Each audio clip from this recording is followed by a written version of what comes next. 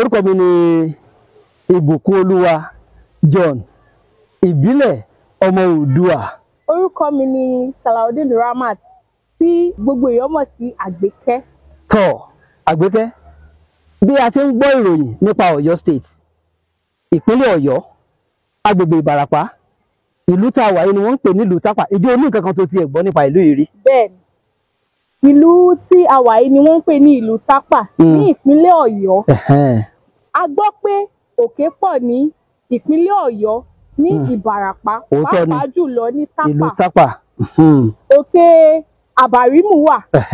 Ṣùgbọ́n ní ibi báyìí, ibi tá a dúró sí yìí, orí òkè yìí ni wọ́n ń pè ní òkè Ìmọ̀fín. Òun la dúró sí. Òun la wà yìí ní ìlú Tápà. Nílùú Tápà. Ìmọ̀fín jẹ́ òkè pàtàkì. Tá a bá sì wò ó lóòótọ́, ó tóbi. Kódà ó tó odidi ìlú. Ó mèremère ló sì ní Ọlọ́run ṣe lọ́jọ́ sábẹ́ òkè tá a wà yìí.